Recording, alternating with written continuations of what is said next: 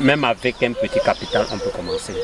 Plusieurs d'entre vous nous ont contactés et se plaignent de ne plus être informés de l'apparition de nos vidéos. Il faut savoir qu'il est important sur YouTube non seulement de vous abonner à la chaîne qui vous intéresse, mais surtout d'activer la cloche de notification pour être informé en temps réel des publications de cette chaîne-là. De plus, likez la vidéo et laissez un commentaire. C'est une forme d'intérêt que vous manifestez et vous envoyez de ce fait un signal à l'algorithme de YouTube qui ne manquera pas de vous envoyer une notification en cas de publication. Pendant que d'autres pleurnichent à longueur de journée de ce pays ou de ce continent africain qu'on accuse de tant de maux, pendant que plusieurs jeunes peinent à trouver de quoi vivre et avec quoi occuper leur temps, lui, il a choisi de faire de l'agriculture son gagne-pain et son passe-temps. Monsieur Samé Elambo Jules, puisqu'il s'agit de lui, est encore étudiant dans le domaine agricole. Mais en plus de ses études, il pratique une activité agricole en parallèle. Il a choisi d'axer ses efforts sur les cultures maraîchères et souhaite véritablement devenir un expert du domaine. Il a opté pour une agriculture saine à base d'engrais organiques. AgriTV Web est allé passer un moment avec lui à Batchenga, une commune de la région du Centre au Cameroun.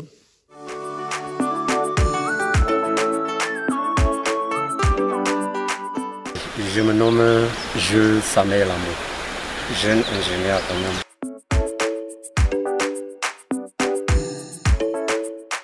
Il y a de la passion dans ce que je fais.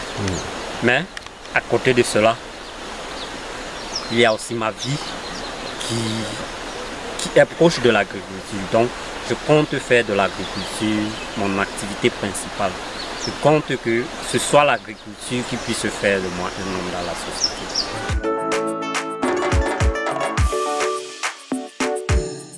Mes cultures phares sont les maraîchères, les légumes feuilles et les légumes fruits. Bon, tout ce qui concerne les légumes. Légumes feuilles, j'ai la laitue, j'ai la morelle noire, j'ai le basilic, j'ai la courette et autant d'autres choses. Concernant les légumes fruits, pour le moment, je suis en train de gérer entre piment, tomate. Voilà les deux cultures, les deux cultures maraîchères concernant les légumes fruits qui me préoccupent pour le moment. Et mon objectif dans le maraîcher, c'est que avant que je n'achève ma formation, avant la fin de ma formation, que je puisse vraiment m'asseoir et parler du maraîcher, c'est-à-dire devenir un expert en culture maraîchère. C'est ça mon objectif. Donc c'est pas non seulement de me faire de l'argent, mais aussi de pouvoir acquérir l'expérience. Parce que vraiment, le terrain, dans une école de formation, c'est le terrain qui est la meilleure des choses. Bon, c'est vrai, à l'école, on nous apprend. Et quand tu arrives sur le terrain, parfois tu te rends compte que bon, peut-être qu'on t'a trompé, mais non, mais c'est la réalité du terrain. Donc ici, c'est rien que le maraîcher.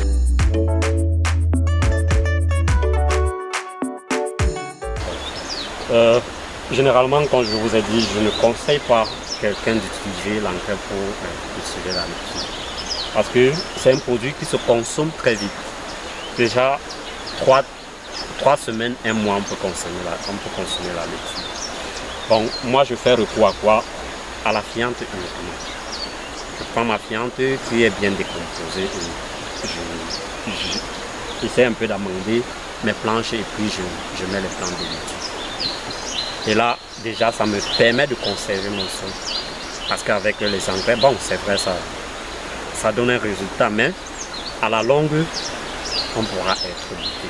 Parce qu'à un certain moment donné, le sol est complètement épuisé à cause de ces engrais qu'on utilise. Et non seulement ça, ce n'est pas,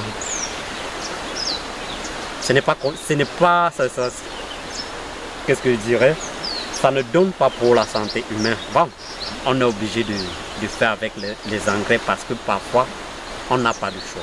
Sinon, l'engrais en lui-même, ce n'est pas très bon.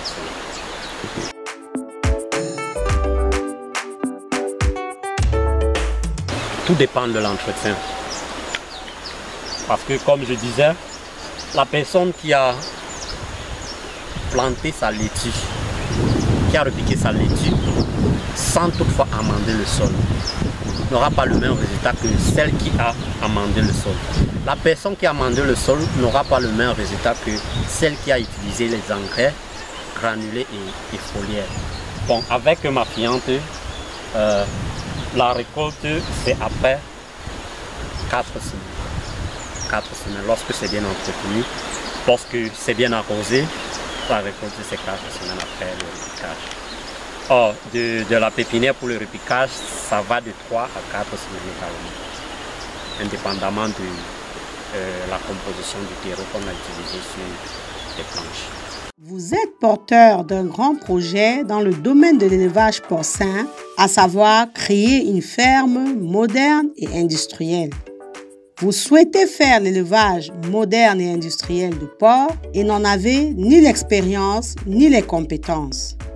Vous élevez déjà les porcs de façon artisanale sans jamais avoir été formé et vous êtes conscient de vos lacunes et manquements et souhaitez évoluer et vous professionnaliser. Vous souhaitez être employé dans une ferme industrielle et moderne comme gérant ou chef d'exploitation. Vous souhaitez encourager un membre de votre famille ou de votre entourage à apprendre le métier d'éleveur de porcs. Aussi, vous êtes à la recherche d'une formation complète dans le domaine de l'élevage moderne et industriel de porcs. AgriTV Web a la solution. Nous vous proposons une formation complète en ligne en 8 modules qui est intitulée « Réussir votre élevage porcin en Afrique ». Au terme de la formation, vous serez capable d'assurer le pilotage opérationnel d'un élevage porcin, c'est-à-dire suivre, observer, surveiller, reproduire les animaux, les commercialiser, organiser toutes les activités de l'élevage, enregistrer les performances, alimenter convenablement en fonction des âges, etc. Parce qu'elle est le fruit de notre expérience terrain de plusieurs années, cette formation vous fera gagner en temps car elle vous évitera de commettre beaucoup d'erreurs qui sont le propre de personnes novices ou inexpérimentées. Soyons des éleveurs professionnels. Si vous êtes intéressé, contactez-nous par mail ou par WhatsApp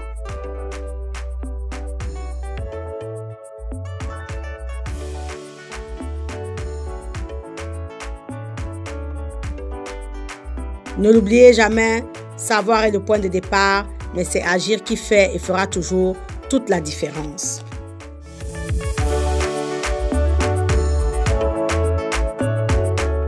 Il n'y a pas un nombre de fois exact pour désherber. Tu peux arriver sur un terrain qui développe vite les herbes. Là, tu peux désherber une fois avant la récolte. Bon, sur un autre terrain, tu peux ne même pas désherber, tu récoltes. Parce que là, c'est déjà prêt. Là, on peut déjà consommer. Mais on n'a jamais désherbé. On peut déjà consommer. Si ça fait là encore une semaine, la prochaine semaine, ça va commencer à se calmer. Parce que très souvent, quand c'est déjà trop avancé, ça a un goût amer. Donc, on évite ça.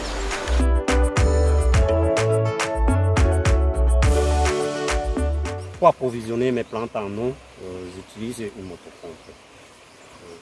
Parce que déjà avec les arrosoirs, c'est très pénible. La parcelle qu'on peut arroser avec l'arrosoir, en peut-être 1 heure du temps. En 10 minutes, on peut l'arroser avec une motopompe. Et bien arrosé. Par contre, avec l'arrosoir, c'est pas facile. C'est pourquoi je suis obligé de m'installer à côté d'un cours d'eau. Parce que le maraîcher, c'est le contre-saison qui paye mieux, contrairement à ce que les gens cultivent pendant les saisons de pluie. Parce qu'en saison pluvieuse, c'est tout le monde qui s'y lance. Les grands-mères, les grands-pères, les jeunes, tout le monde s'y lance. Mais lorsque la saison sèche arrive, il n'y a que des gens qui ont des moyens d'approvisionnement en eau qui peuvent s'y lancer dans le maraîcher. La grand-mère, par exemple, elle peut faire 2 planches peut-être pour manger ou alors aller vendre et acheter son puits. Là, elle arrose avec l'arrosoir. Mais déjà à 5, elle n'a plus cette force. Donc voilà ce qui nous permet de bien vendre pendant la saison sèche.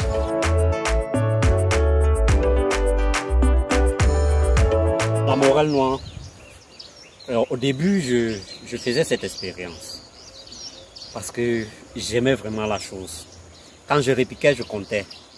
Et quand certains me voyaient en train de compter, ils riaient. Mais comment tu peux prendre toute une planche de morel noir, tu te mets à compter les plans, pourquoi ne pas repiquer une fois? Bon, moi je leur disais, c'est une expérience que c'est une étude que je suis en train de mener. Alors lorsque j'ai ma planche, je peux déjà imaginer combien de plants de morel noir de laitue peuvent y rentrer. Je peux déjà imaginer combien est-ce que je peux avoir sur cette planche. Parce que même au début, même en coupant, je comptais.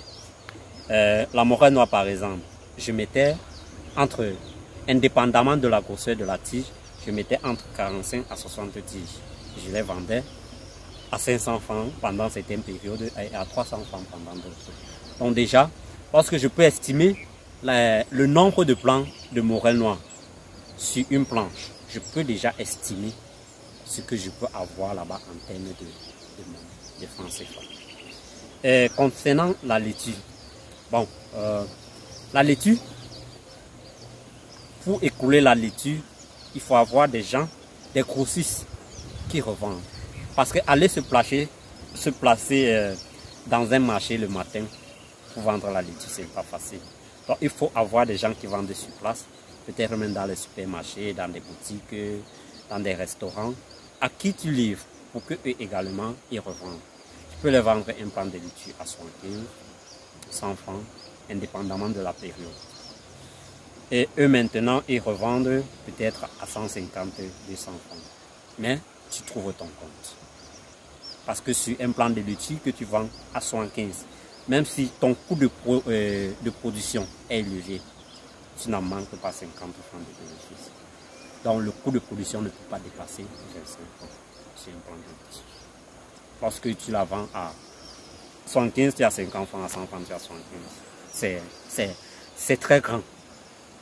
Pour un jeune comme moi, je trouve que c'est très grand. Alors, concernant le basilic, lorsque j'ai ma planche, généralement, moi, je fais souvent les planches de 5 mètres de long. Que ce soit basilic, que ce soit morel noir, généralement, je fais les planches de 5 mètres de long, au moins. Et 1,5 mètre à 2 mètres de large. Lorsque c'est à 1,5 mètre, je peux couper 15 paquets, 10 à 15 paquets. Je vends le paquet à 500 francs. Le basilic, lorsque je vends le paquet à 500 francs, par exemple ici, j'ai coupé là 11 paquets le matin. Je vendais le paquet à 500 francs. Ça me fait 5500. Je n'ai pas coupé toute la planche. Je compte encore là au moins 3 paquets là où je n'ai pas coupé. Donc, toute une planche comme ça peut me donner entre 5500, entre 5000 à 7000 francs par coupe. Et une culture comme le basilic, ça peut aller à 2, 3, 4, voire même 5 mois. Et mes coupes, généralement, je les fais 1 à 2 semaines. Chaque 1 à 2 semaines. Donc, pendant toute la période de production sur une planche de basilic, comme celle-ci, je peux avoir entre 20 à 30 000 francs. Et quand j'essaie un peu de calculer ce que j'ai dépensé, ça ne dépasse pas 10 000. Donc, j'ai un bénéfice de permis. Contrairement à la morel noire. Bon, le problème avec la morel noire, c'est que on ne peut pas la couper comme la laitue. Bon, j'entends certains dire qu'on peut couper comme la laitue, mais moi, je n'ai pas encore atteint cette expérience. Oui. Parce que ma morel noire, très souvent, je la coupe 2-3 fois. C'est bon.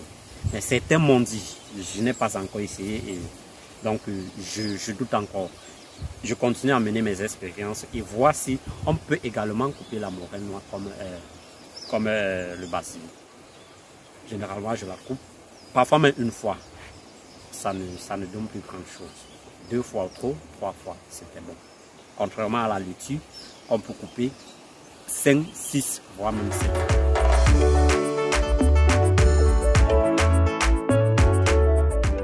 La laitue déjà, elle est très sensible au soleil.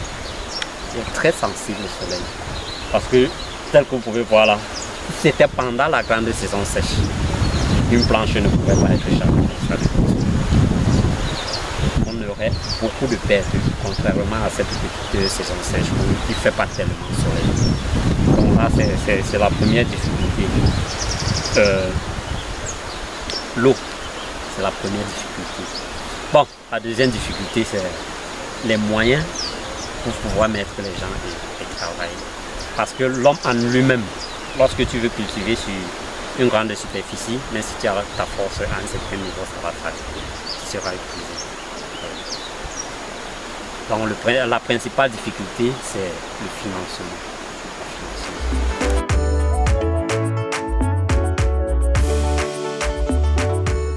À court terme, c'est de me faire de l'argent et pouvoir, n'est-ce pas, financer mes études.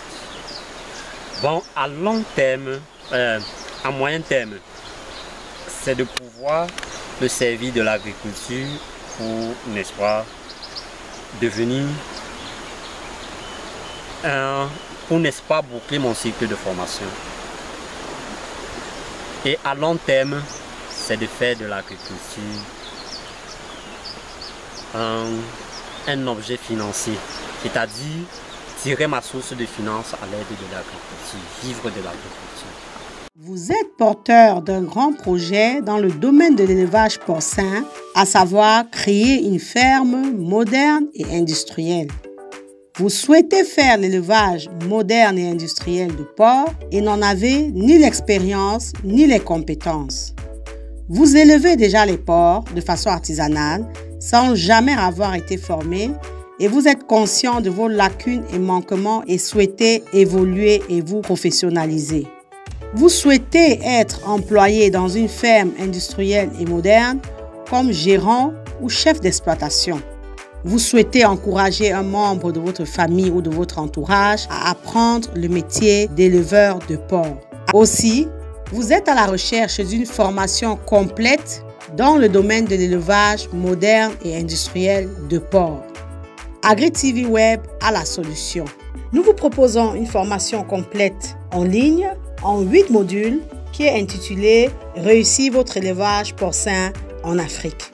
Au terme de la formation, vous serez capable d'assurer le pilotage opérationnel d'un élevage porcin, c'est-à-dire suivre, observer, surveiller, reproduire les animaux, les commercialiser, organiser toutes les activités de l'élevage, enregistrer les performances, alimenter convenablement en fonction des âges, etc. Parce qu'elle est le fruit de notre expérience terrain de plusieurs années, cette formation vous fera gagner en temps car elle vous évitera de commettre beaucoup d'erreurs qui sont le propre de personnes novices ou inexpérimentées. Soyons des éleveurs professionnels.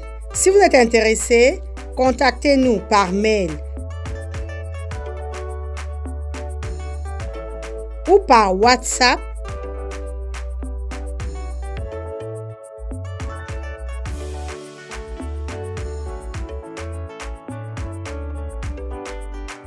Ne l'oubliez jamais, savoir est le point de départ, mais c'est agir qui fait et fera toujours toute la différence.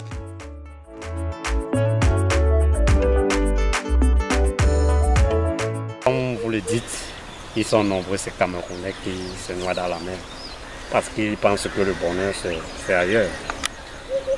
Quand on prend l'exemple du Canada, bon, le Canada c'est un pays africain mais qui est tellement développé en agriculture. À nos jours-ci, quand on parlait des piliers, des puissances économiques, l'un des premiers piliers, je pense que c'est l'agriculture. Et au Cameroun, on a assez de terres.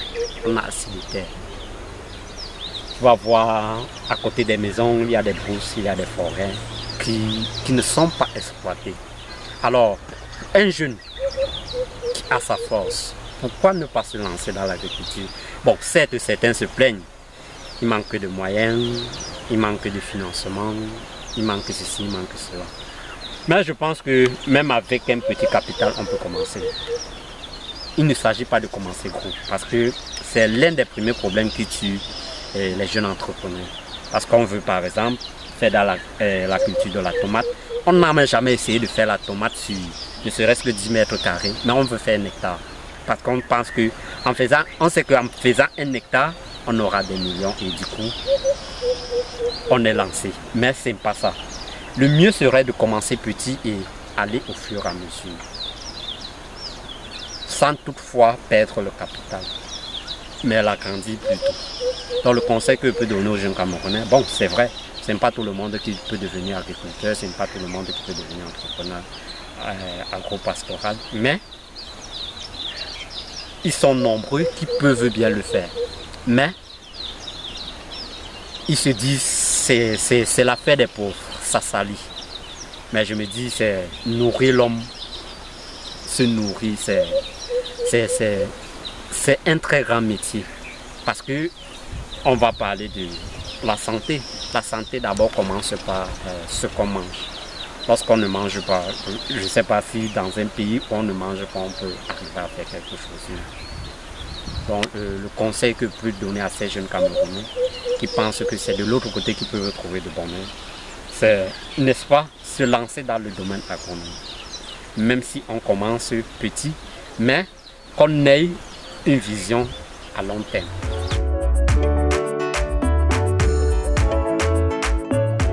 Déjà, ma cible jusqu'à présent, c'est la population d'Obala.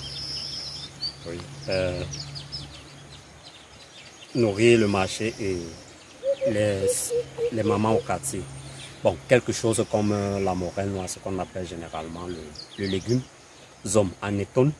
C'est un produit qui est tellement consommé ici. De même que la courette. Donc, ne serait-ce qu'au quartier, j'ai déjà les clients. Il y a des fois, je reste, on m'appelle, tu as le légume au champ, tu as le zom au champ. Je dis oui. Coupe-moi pour 500, coupe-moi pour 1000 francs. Ça me permet de résoudre mes petits problèmes. Bon, à la longue, je pense que pour le moment, ce qui me freine encore d'arriver à Yaoundé, au marché Mfundi, c'est que j'ai essayé de me renseigner, on m'a fait comprendre que là-bas, pour s'enregistrer, ce n'est pas facile. Il va devoir que tu débourses une somme de 15 000 francs, donner les casiers de bière pour qu'on puisse t'administrer quelques jours dans la semaine que tu viennes rentrer. Mais je pense que d'ici octobre, je vais le faire. Parce qu'en octobre, je compte lancer une très grande campagne concernant les légumes feuilles. Donc déjà en octobre, je serai sur le marché de Yaoundé. En décembre, parce que je lance en octobre, je commence les activités en octobre et décembre déjà je suis sur le marché.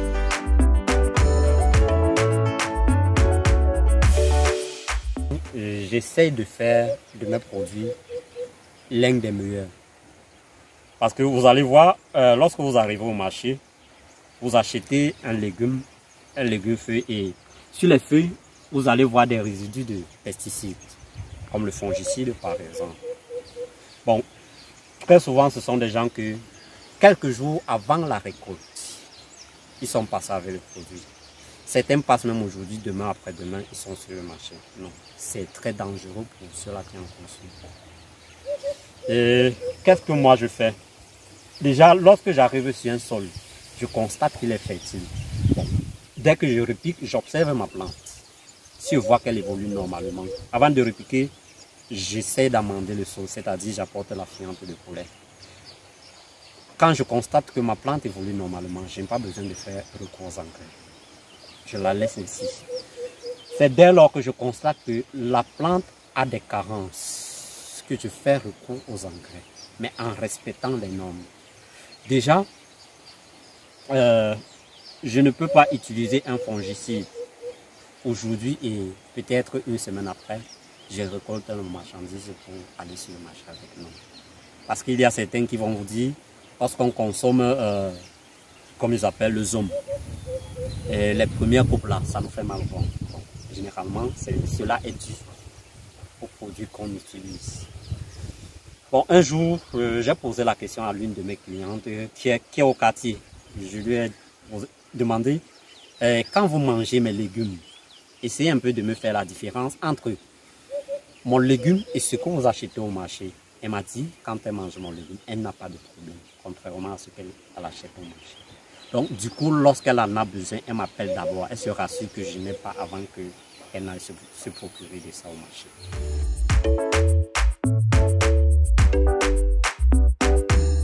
Moi qui cultive bio, donc j'utilise mes engrais naturels.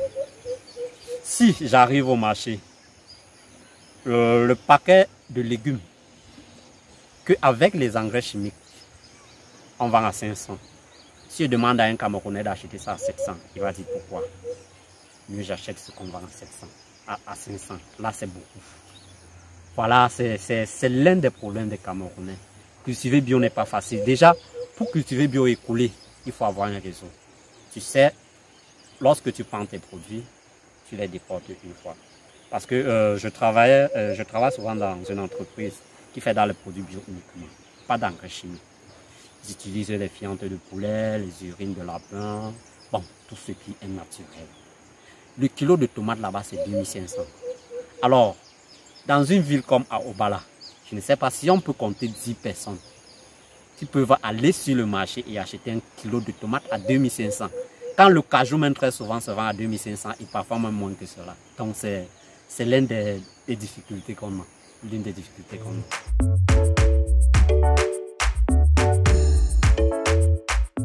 Je vous remercie pour votre visite et ça m'encourage. Ça me fait, n'est-ce pas, croire que le chemin que j'ai choisi n'est pas un chemin qui est lésé. Je suis ravi de savoir que les gens s'y intéressent à l'agriculture.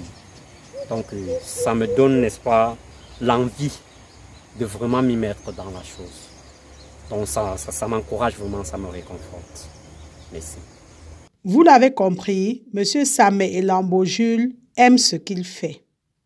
Il recommande, comme on le dit sur cette chaîne, de commencer petit, bien entendu, en rêvant grand. Même si vous avez un ambitieux projet, formez-vous, maîtrisez déjà la technique, la force de vente, la gestion, etc. avant de vous lancer à très grande échelle. C'est à ce prix que vous ferez de grandes choses sans être découragé par les échecs qui font partie du chemin. Nous avons lancé, par exemple, une formation dans l'élevage de porcs. Des personnes nous contactent pour nous présenter leur projet de ferme aux milliers de porcs, milliers de poulets, etc. Mais ces mêmes personnes sont frileuses lorsqu'il s'agit d'investir de l'argent pour véritablement se former. C'est à croire qu'ils ne savent même pas de quoi ils parlent.